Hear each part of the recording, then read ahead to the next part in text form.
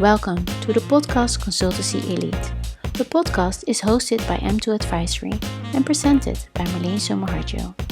We engage with our lead consultants across the world, discussing business strategies, future solutions, macroeconomic developments, and personal beliefs.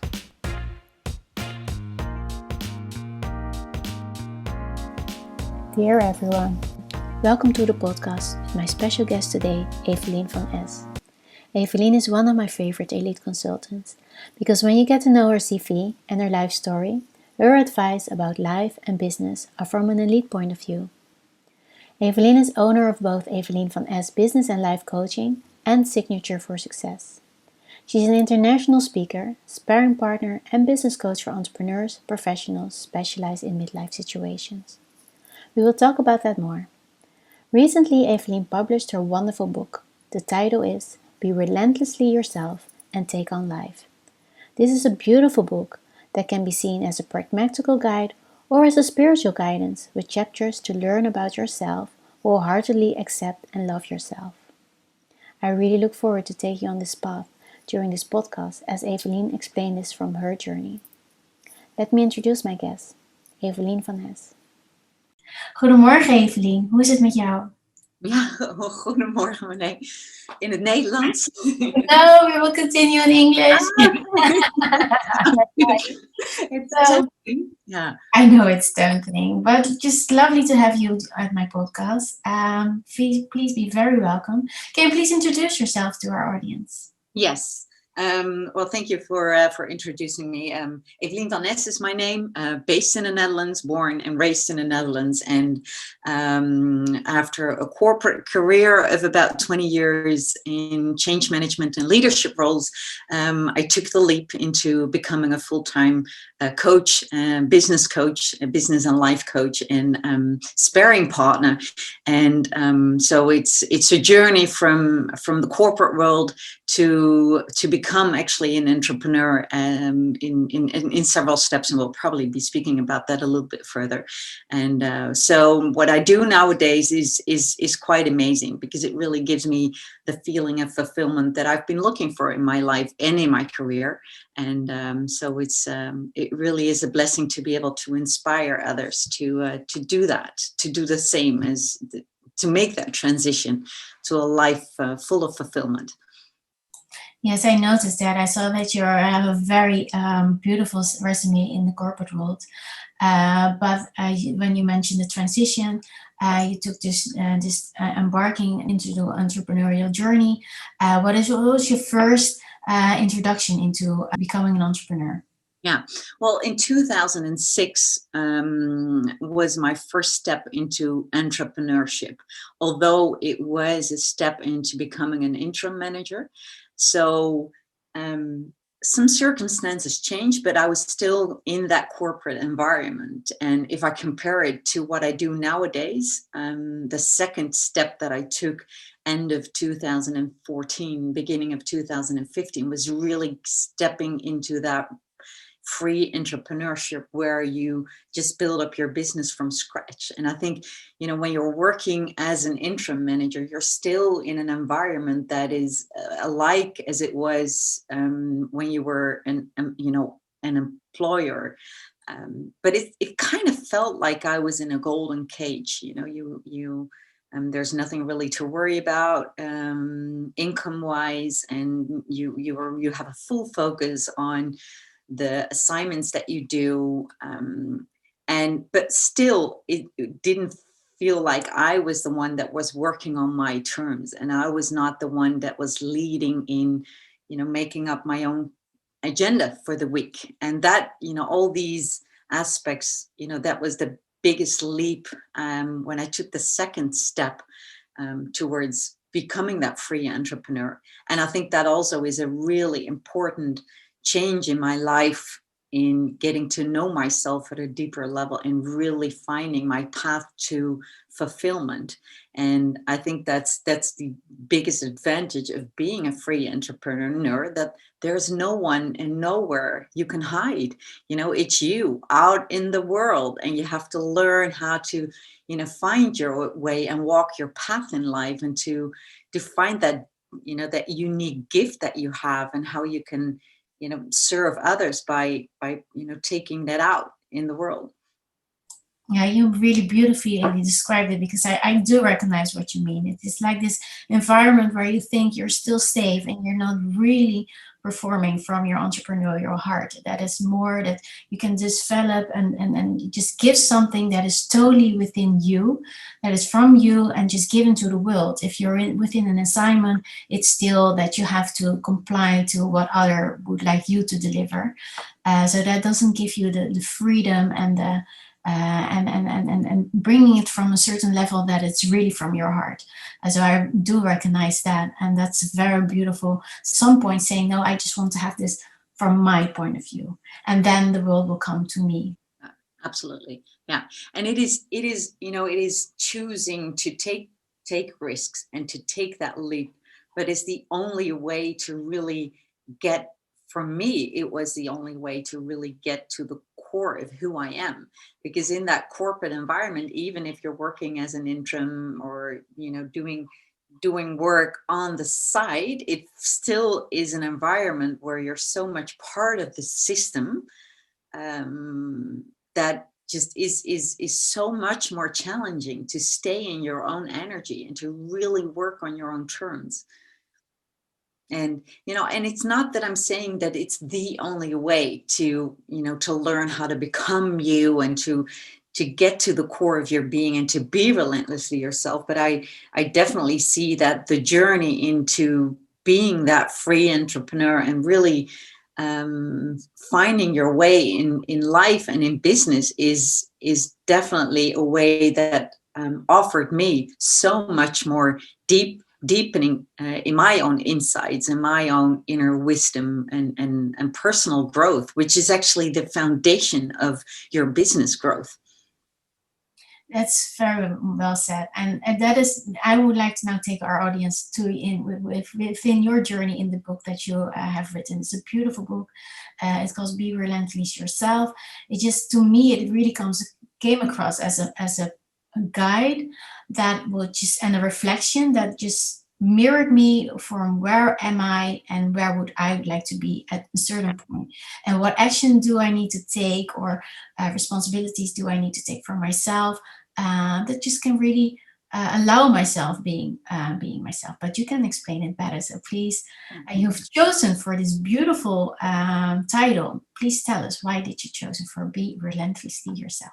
Yeah, well, Be Relentlessly Yourself is the way that I've discovered myself in my journey in life so far, that allowing myself to be who I truly am, beyond personality, beyond ego, but really getting to the core of who I am from my soul, is the way I can serve the world best. And it is for many people so difficult, because they choose either to stay in a state of fear, or they have so many limiting beliefs that are preventing them actually from expressing themselves from their core. And I think once you get to the point where you understand and where you can really take that helicopter view and look at what you do and how you act and how you react, and all kinds of things about your own emotions, and also how you tend to judge about the smallest things in life. And I think just becoming so self-aware is for me a way to live a life that feels so much more free than I've ever had. And for me, that is all about to be relentlessly yourself. And also looking at my own life, I've been in situations where I wasn't relentlessly myself. So it also is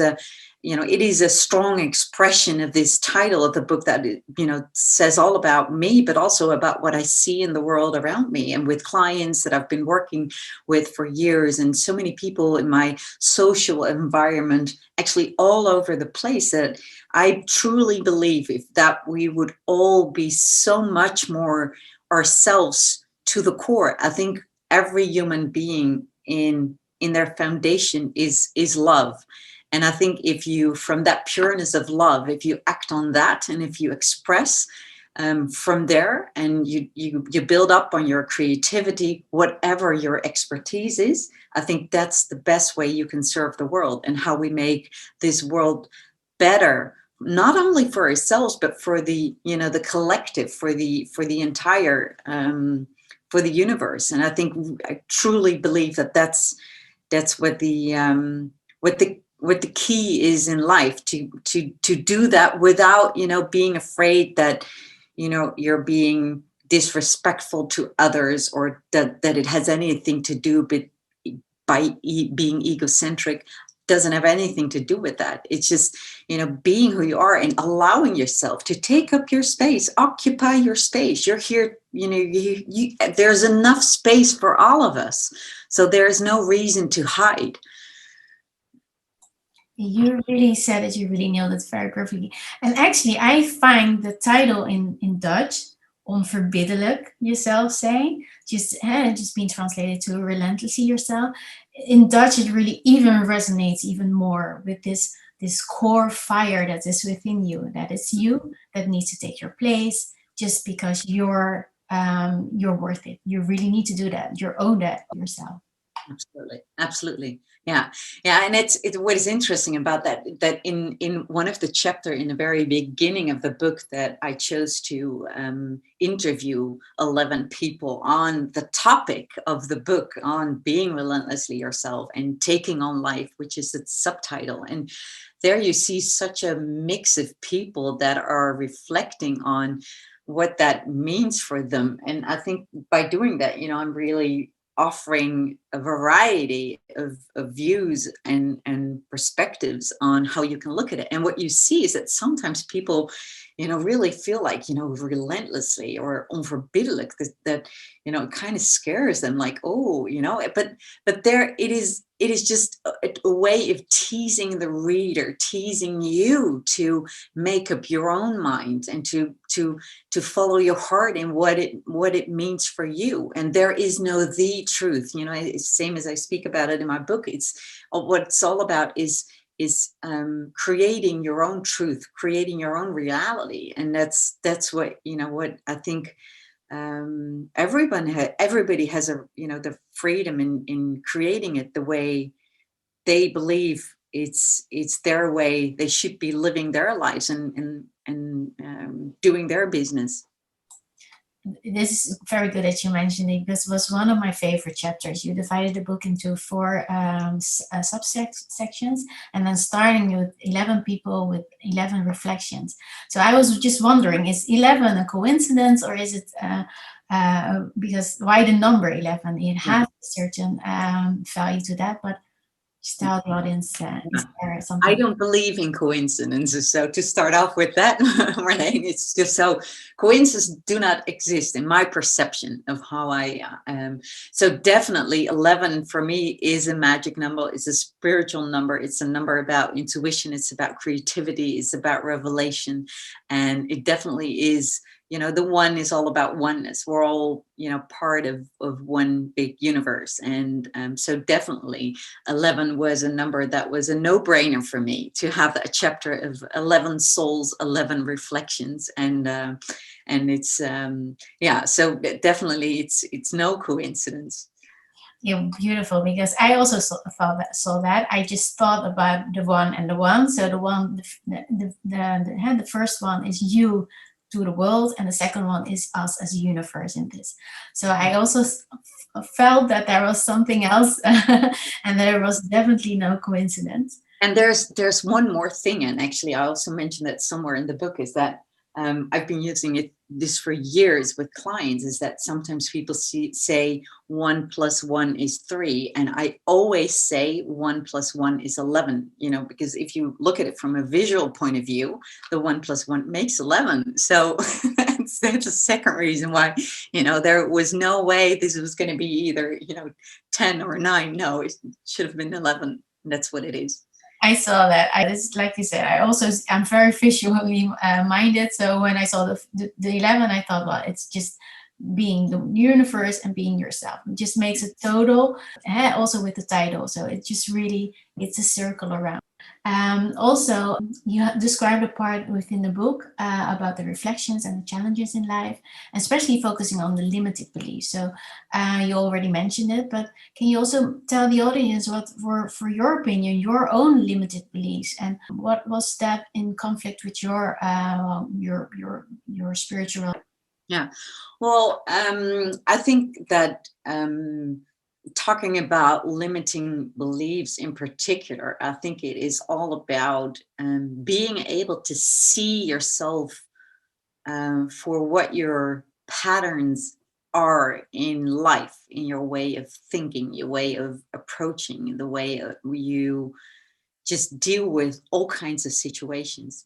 When we're young, we don't really learn in school how to deal with either conflicts or how to learn to to listen to our intuition, besides using that more male energy of power and getting things done. And so it is really a process in life, is that by being in a context in different ways, through work, through friendships, in your family relationships, it's all about opening up to see what's happening there. And for me, it really was that I grew up in a family where I was really stimulated in making that career and using my power of creating and doing all that. And through that, I really booked results and I did wonderful things in my life. But still, I did not open up for myself to really listen to that creative part within me and that spiritual part, and that to use my intuition in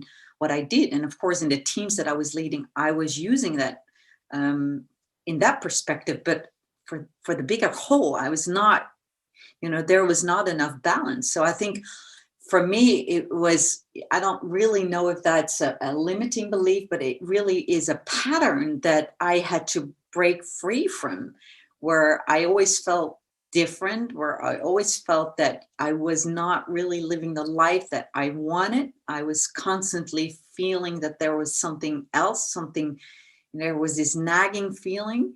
And I think that was most important, that I had to learn to take a step back and to really be an observant of my own behavior. And I think I'm practicing that every single day, even this morning, when I go out and I do my walks and whatever happens, the people you run into, or every interaction actually is an opportunity for you to look at yourself and to learn and to really understand life and to understand yourself better, and to remember something that you actually know already deep down.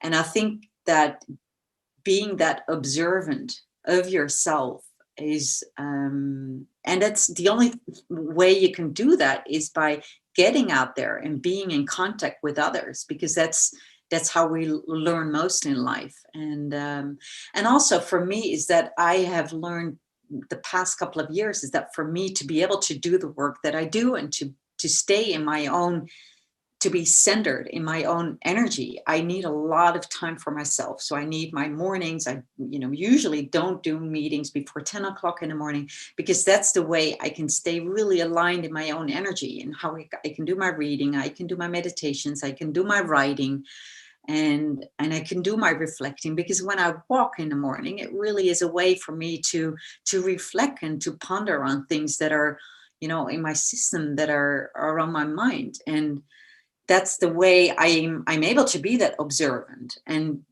by doing that, I can fully serve others. And that's really what I've been working on the past couple of years.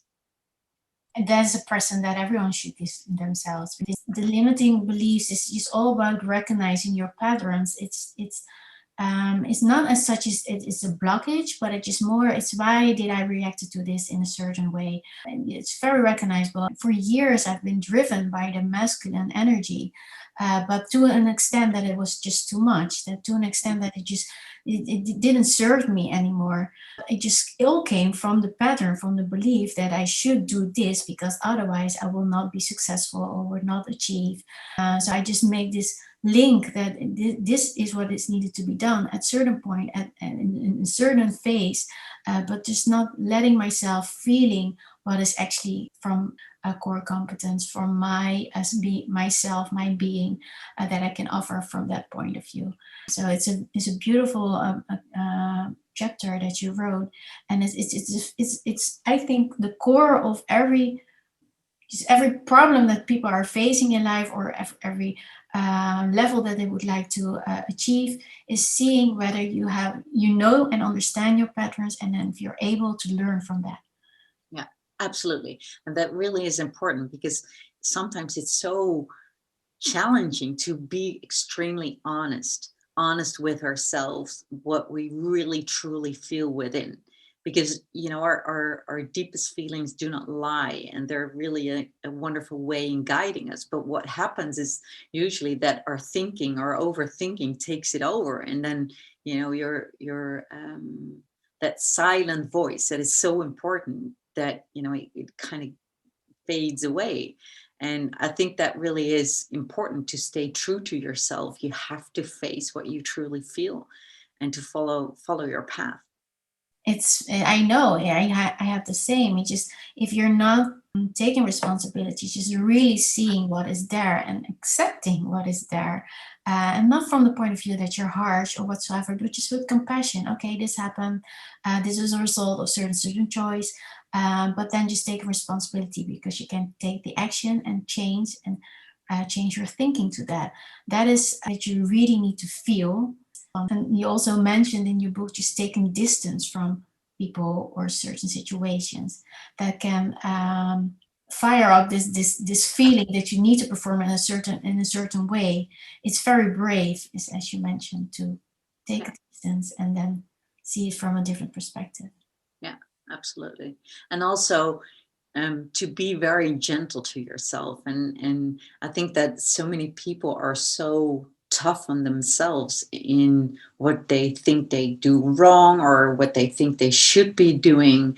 And I think that also is the way that we treat ourselves, is that we would definitely serve ourselves, if we would be just more gentle to ourselves in how we, life is about, walking your way, and you make choices, and sometimes you make choices that end up not really bringing you what you thought you had in mind beforehand. But it's just, it's just the way it is. And I think just beating yourself up, or giving yourself a hard time about decisions you made in the past, and see and become also thankful for everything that you've been through, and also that the pain you've had in the past, that time heals, but not just time, but also focusing on really healing yourself, and to be grateful. And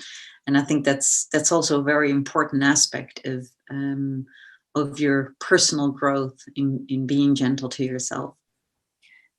I really do agree with that, because it's all about being grateful what actually you created to learn and to be a better self. I had the moments that I was so tough on myself. I really beating myself up. I was really thinking, what am I doing here? And just talking to myself in a certain way that I thought, well, if I would talk to my spouse, or to my relatives, or to my parents, they would not love me. So just at least try to be more gentle and kind with yourself. It doesn't serve you at this point. So I know it's the easiest way. It's also, when you're in this survival mode, it's easier to be tough on yourself, because then you think that you can really achieve, and you're on your top performances. But actually, it's the other side. If you're just taking this from your being, totally accepting who you are, you can tap into the abundance. So.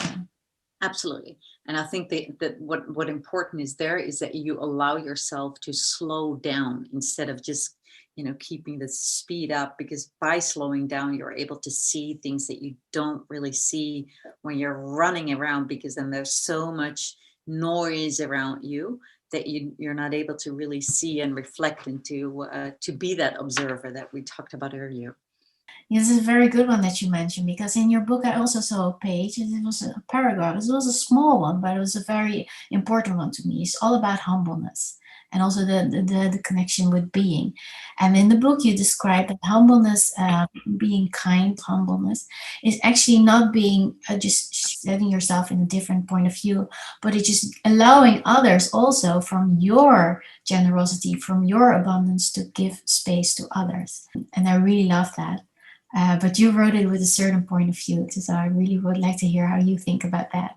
Yeah, well, yes, because it's being humble. I think that it is a wonderful quality if you are that. But I think it's some people are humble because they it's a way for them to hide themselves from, taking up their space, occupying their space, and to really express from what their unique gift and value in life is. So I think it's being respectful, and by living your purpose and by taking up your space, that doesn't mean that there is not enough space for others to do so. So I think that really is a way in finding how you can combine these, and that being humble doesn't mean that there's no room for you to take up your space. I think it's extremely important, because by doing that you can live your purpose, and you can really live a purposeful life, and that's what we're here for. I noticed that you find it very important in your book, because you wrote a different chapter about all taken into your space. But probably that has also a personal element to that. Is that something that you want to like to share? Yeah, well, definitely, personally, but also working with clients with so many years, I see, and especially women are struggling with taking up their space, and also because in the different stages in life, is that especially when women, when they're in their midlife stage, which already starts around 40. Usually when they have kids, they're not in the age where they have the primary care anymore. So it's not diaper time anymore. And they kind of focus a little bit more on themselves. But what they do is they try to mingle that male energy with that female energy. And some just really forcefully go into that male energy, and they kind of, lose grip of still using that female energy. And I think the strength in that stage in life is really combining these two. And also for men, it's extremely important that they learn how to, to give room within themselves with that more female energy, and that more subtleness in how they, look at life, and that to become more sensitive and with that energy. And I think it's for both men and women a challenge that there is. And I think that's what we all have, in different stages in life, that we can see as an opportunity to further grow and to use that energy. So talking about taking up space, definitely I've had periods in life where I didn't do it the way, with that, combination of that male and female energy. And so I for me, it was a learning journey in finding a way how I could do it in a very authentic and a very pure and natural way that comes natural for me. And it's, so for me, it was really important to dedicate a chapter on that, because I know it's so important for so many people. It is extremely important. I do see it by myself. I have also my struggles. Is it naturally? Does it fit the phase that you're in within life? It just also it's for, to me, it's a combination of just reflecting. Who am I? Where am I? What is my purpose? And then from that, just saying, well, this is what I have to offer, and that is your space, as being yourself, showing yourself, and just giving the room, and sharing the room with everyone. And we tend to think that there's not room enough for everyone on earth, even though that the population is growing, but still there's room for everyone. And the feminine power that this makes you able to see that there is space for everyone, not the result driven or the action taking, but just the loving and the caring and the nurturing part. Bringing that together, that gives you the room and the space that you can give and share. Exactly. Yeah. Yeah. We'll never be in lack of space No, on I Earth. don't think so. No, yeah, and then also we have the seas where we can where we can move to. There's space, so there are lots of opportunities for everyone. So we will come there. Yeah, I wrote in your book, that is a funny thing to mention, that actually your birth name was given as Karin Yeah. and not as Evelien. And I have it's just funny that you mentioned it in your book, because I have the same. My full name is Nathalie Marleen Samarhajo, but the only one that calls me Nathalie is my father, and it sounds very familiar and it's very safe. If people in corporate world call me Nathalie, I need to think about, are they talking about me? But Marleen is just, it just, I know this is the name that just brought me everything. I'm now in a certain position that Marleen is totally full my name. But what made you change your name? And it was a very beautiful story in your book. But share it, please, with everyone. Yes. Now, I will briefly touch a topic, because I would definitely advise people to read it themselves. And, but a lot of people didn't even know this about me. So, but for me, it was, talking about being relentlessly yourself, for me, extremely important, that I made that name change when I was 7 years old. And it all is about the deeper meaning of your name, and about how in a certain period of time that my name was used in a different way that my parents named me. And for me, that was really frustrating. And so I made that decision when I was 7. And but what is important is that a name resonates with you, yes or no. And so for me, it was understanding what my birth name, what the meaning of that is, which is actually pure, is something where I feel associated with at a very, very, very strong, deeply within. And the meaning of Evelien is I've been carried that name with me since my 7th year. So that's already for quite a few years to speak. And but I definitely, a couple of years ago, I was really reflecting on it, and I was even considering, do I want to go back to that name where I do feel very associated with. But yeah, it's quite a long story, so it's a little bit long for now, maybe. But it's how wonderful that you have that same experience about your name being used in Names are very important. I just know from my Suriname background. Sometimes they say, well, it's like you said, it's the name resonating with the energy that someone is giving. And you have situations where you have children who are born and they're not in their full capacity or their full energy.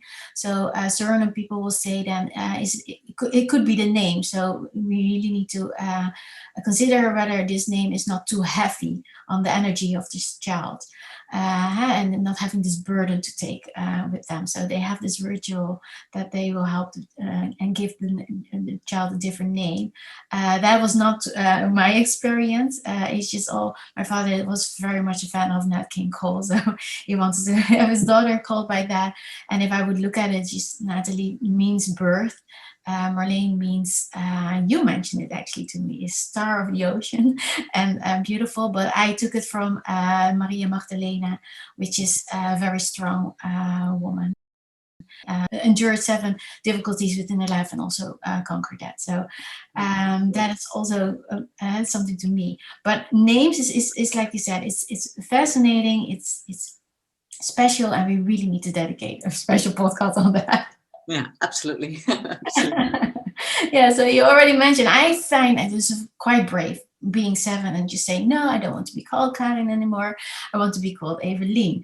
But that was when you were 7. If you would look at when you would be 70, how would you would like people to remember you?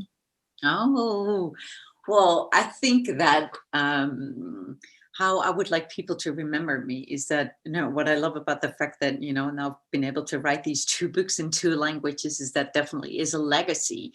So I would like people to remember me by someone that was really stirring up things, helping people to really learn about themselves, learn about life, and to really reflect on that, so I can offer them a life where they find more fulfillment. And so if they're would be people that I could, touch their lives and help them in their transition and then their transformations in life. That would be something I would be extremely grateful for. So I think that's the most important for me.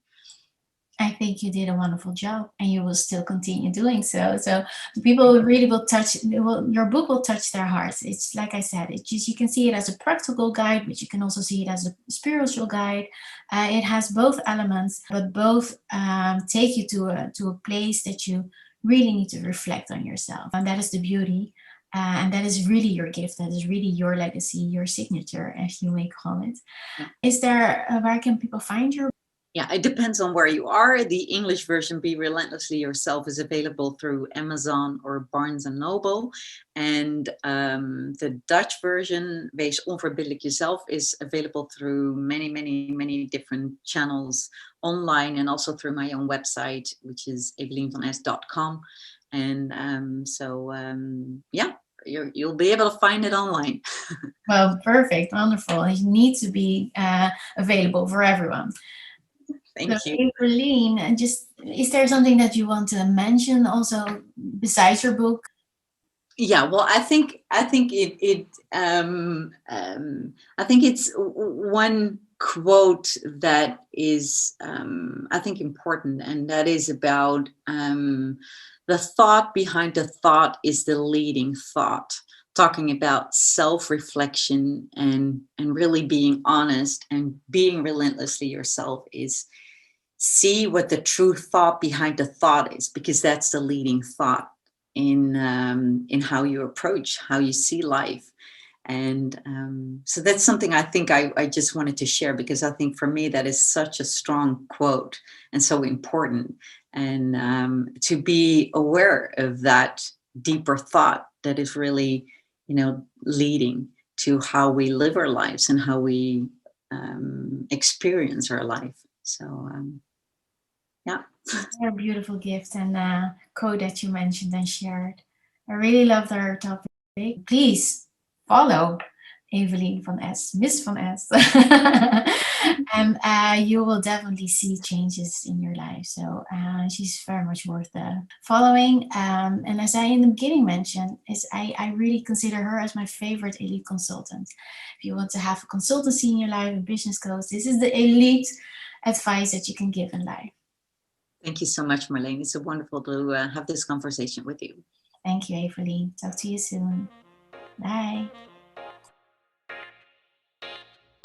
Thank you for listening to the podcast Consultancy Elite. For information, follow us at m2advisory.nl and Instagram at m2advisory. Send us an email or DM for further assistance.